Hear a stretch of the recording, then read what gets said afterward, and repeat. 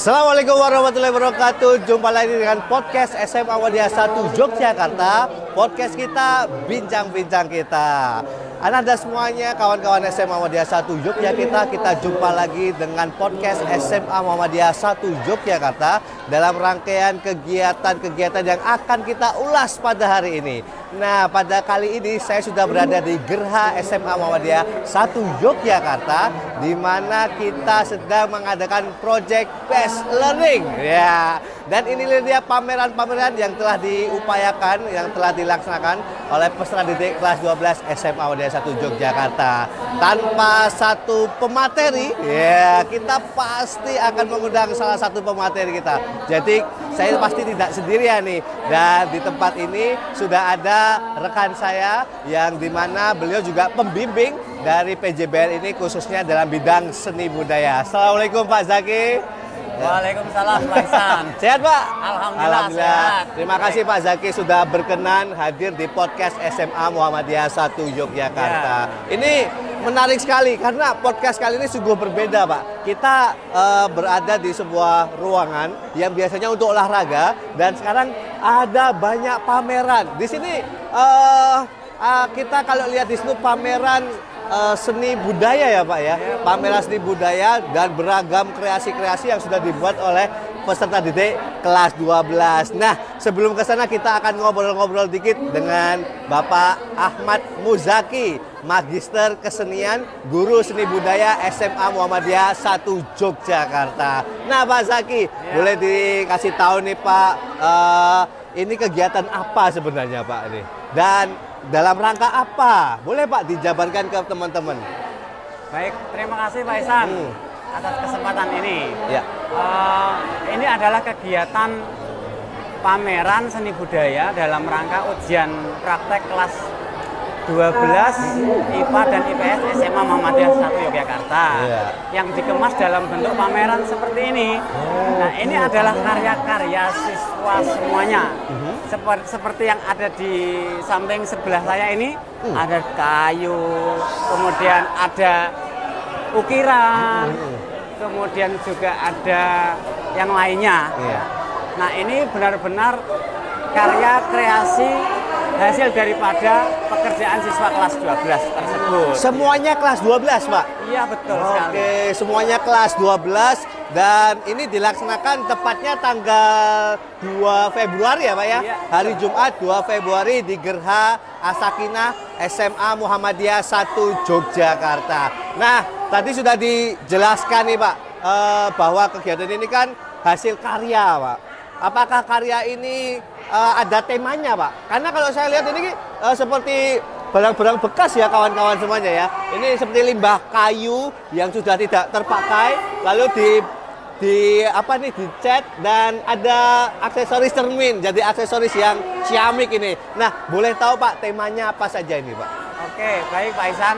Jadi betul sekali, memang setiap kelas memiliki tema-tema yang berbeda. Nah, contohnya misalnya seperti ini. Ini kebetulan adalah salah satu kelas yang menggunakan tema pemanfaatan limbah ranting kayu yang sudah tidak terpakai. Ranting kayu. Kemudian oleh mereka itu dibuat sebuah produk kriya. Yaitu benda-benda fungsional. Kebetulan waktu itu idenya bersama adalah cermin. Nah, sehingga mereka membuat bentuk cermin menggunakan bahan limbah kayu ranting yang sudah tidak terpakai, menghasilkan cermin yang seperti ini. Ada juga kelas yang memanfaatkan limbah kayu dengan memanfaatkan limbah kayu itu dengan menggunakan teknik ukir. Teknik ukir? Ya, seperti yang di belakang ini. Oh ya di belakang? Ada. Ya, agak ke sana ya kawan-kawan ya. Itu nah, agak ke sini nih ya. Itu sebenarnya limbah kayu juga, tapi dari limbah kayu hasil sisa produksi mebel kalau itu. Oleh mereka kelas itu memiliki ide diukir, sehingga saya sebagai pembimbing dan kebetulan sekali kan ini bagian dari keahlian saya juga. Dan ini saya sangat beruntung ada salah satu kelas yang ingin seperti itu sehingga mereka mengukir dengan tema Asmaul Husna. Dan alhamdulillah juga ini hari ini karya tersebut karya ukir itu menjadi koleksi utama kepala sekolah. Oke, jadi koleksi utama kepala sekolah. Ya. Wah, menarik ya. Ini jadi semuanya ini berasal dari limbah kayu, Iya. lalu dibuat jadi aksesoris yang menarik dan tentunya ini menjadi nilai jual yang tinggi juga ya Pak ya? Betul sekali, Pak. Oke, ini senada dengan proyek SMA Muhammadiyah 1 Yogyakarta untuk adiwiyata nih Pak. Kita memanfaatkan semua limbah. Bahkan kalau Bapak Ibu mungkin atau kawan-kawan main ke SMA Muhammadiyah hari ini atau pada event kali ini sangat ramai sekali, sangat banyak pengunjungnya. Dan kalau kita putar kameranya ini ada dari Universitas Muhammadiyah Sulawesi di Parepare. Betul, Ya, Pak. ini juga hadir ke sini. Tadi juga sempat foto-foto. Nah, dan ternyata tidak hanya kalau kita lihat tidak hanya bentuk kayu ya Pak ya, tapi Banyak. juga ada apa itu Pak? Ada kain-kain Ya, yang diwarnai. batik, ya. Iya. Dan selain itu juga ini murni pekerjaan dari peserta didik atau siswa. Nah, oke, tadi Bapak Musdaki sempat berbicara nih Pak. Kalau Pak Musdaki juga keahliannya selain di bidang seni menggambar, melukis, ternyata juga kriya ya Pak ya. Nah, apa sih Pak tantangan seni kriya untuk peserta didik? Kenapa anak-anak sekarang harus diajari tentang seni kriya khususnya seperti ini atau pahat dan lain sebagainya? Oh iya Pak Ihsan. Ya. Jadi sebenarnya kriya itu memang bagian dari seni rupa. Aha. Yang terbagi dari berbagai cabang yang banyak juga. Ada seni lukis, seni kriya dan lain sebagainya. Ya. Nah, adapun seni kriya ini untuk zaman sekarang saya melihat itu kan zaman generasi milenial ini kurang mengenal dengan kriya ya.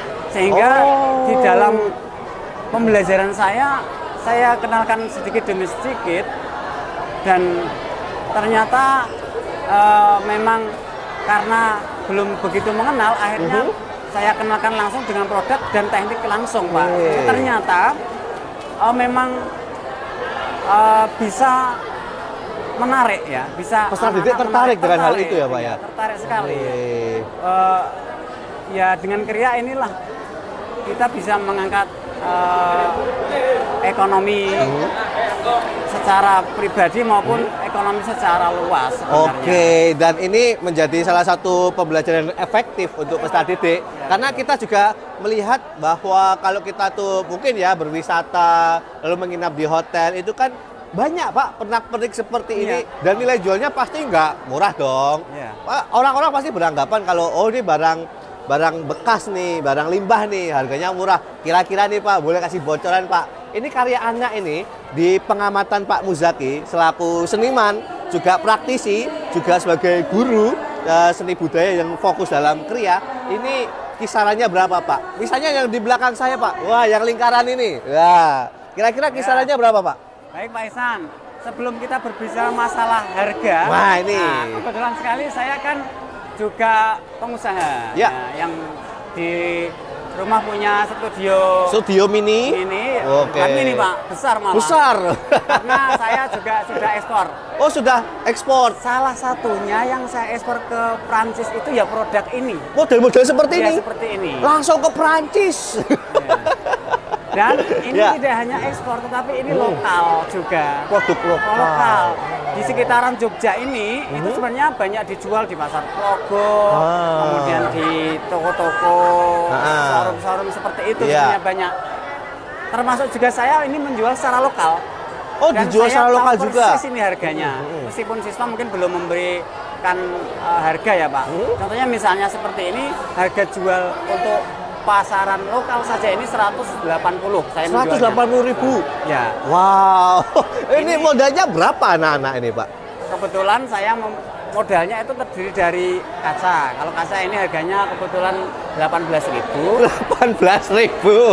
Oh, nah, ini saya membongkar harga tapi iya, demi edukasi ya Pak ya. Kalau barang limbah juga bernilai gitu ya Pak. Kemudian kalau limbah ini saya dapatkan memang dari hutan rakyat, Pak. Oh. Jadi sebenarnya masyarakat sekitar kita kayu-kayu limbah seperti itu tidak dijual.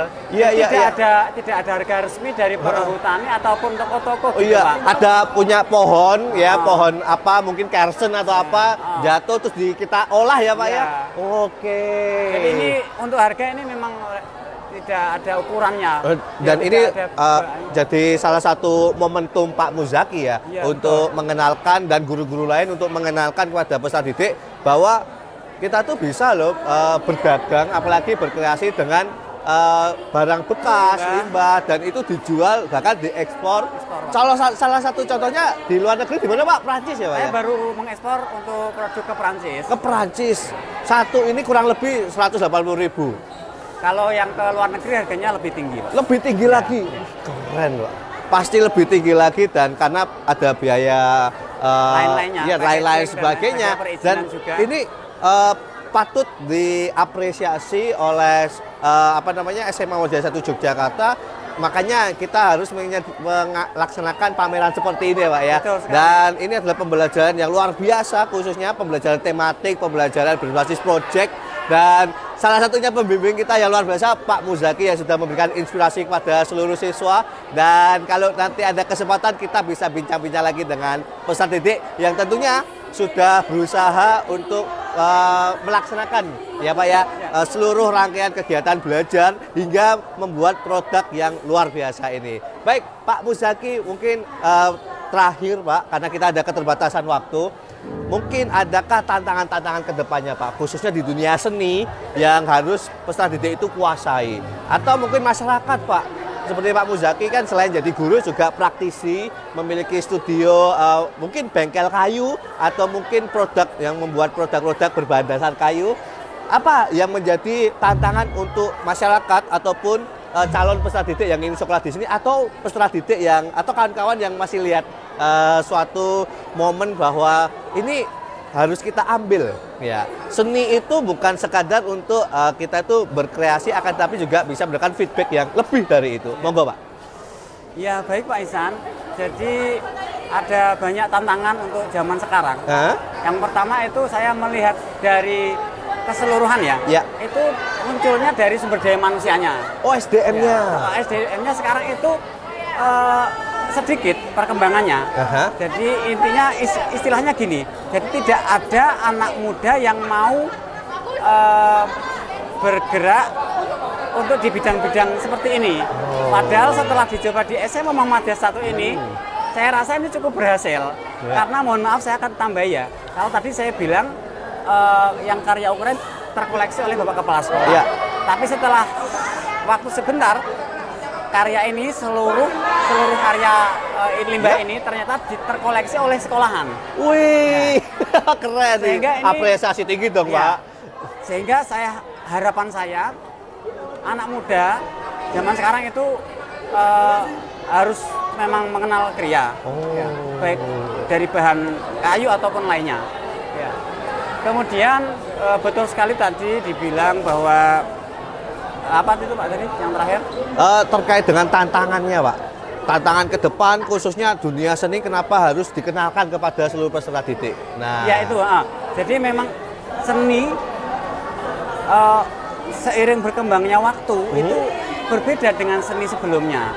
Kalau zaman dulu mungkin 10 tahun yang lalu itu mungkin seni dengan besok. Ya, seni itu memang hanya untuk kebutuhan nilai ekspresi ya. Betul. Keindahan. Zaman dulu saya juga merasakan itu karena saya pelaku seni ya.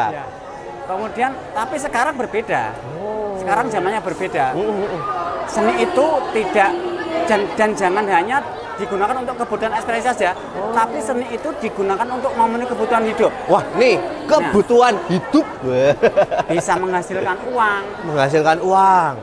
Menghidupi keluarga. Ada tambahan nilai ekonomi sehingga ya plus bahagia karena kita sudah bisa mengekspresikan ya, Pak ya. Bahagia. Karena saya tahu perkembangan sekarang itu lebih ke market juga, Pak. Saya menggunakan media sosial itu untuk menjual ekspresi saya dalam bentuk seperti ini tuh menghasilkan sekali.